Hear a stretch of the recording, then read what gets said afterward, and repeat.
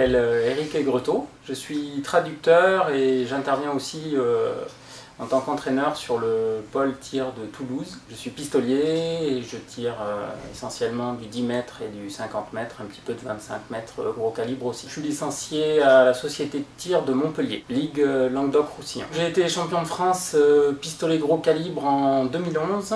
Et en dehors de ça, j'ai participé à beaucoup de finales, notamment en pistolet 10 mètres, pistolet 50 mètres. Puis bon, quelques podiums, notamment à Hanovre en pistolet 10 mètres et à Innsbruck l'année dernière. Alors pour moi c'est un vrai challenge puisque je suis un petit peu connu comme un tireur très long, c'est-à-dire que j'utilisais les 1h45 en entier. Donc c'est une remise en question totale mais qui va beaucoup m'apporter je pense, parce que ça va m'obliger à enchaîner, à me poser moins de questions. Donc je me suis beaucoup entraîné ces derniers temps justement sur les enchaînements, sur le timing et j'ai l'impression que c'est en train de porter ses fruits un petit peu maintenant. Les nouvelles formules des finales ne me perturbent pas plus que ça parce que finalement cette remise à zéro fait que tous les compétiteurs, y compris 7e, 8e qui rentrent en finale, qui avant n'étaient pas forcément très concernés finalement par l'enjeu, vont pouvoir vraiment s'investir dans la finale à part entière.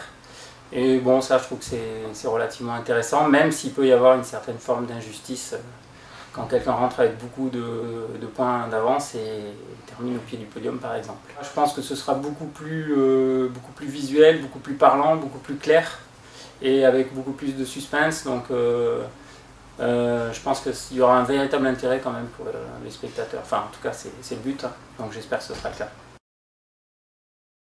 Alors les critères techniques dans le choix d'une arme, j'en ai essayé beaucoup, j'ai changé l'année dernière d'arme, j'avais une arme qui réagissait beaucoup.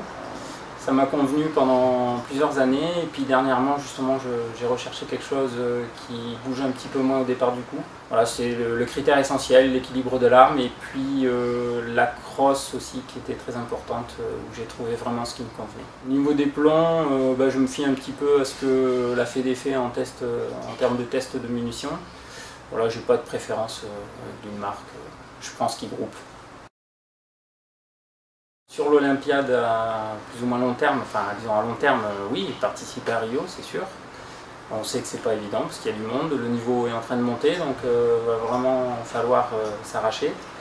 Et puis à plus court terme, participation aux divers championnats d'Europe et championnats du monde l'année prochaine. Voilà, et puis toujours maintenir le niveau, l'augmenter. Ça fait appel à toutes les valeurs que la Fédé met en avant, évidemment, maîtrise de soi, contrôle, concentration. Pour moi, ça a été thérapeutique. J'ai commencé le tir à une époque où j'avais disons une période difficile de ma vie et ça m'a énormément apporté. Donc ça a été une thérapie et depuis, voilà, j'ai pas quitté le tir et c'est toute ma vie.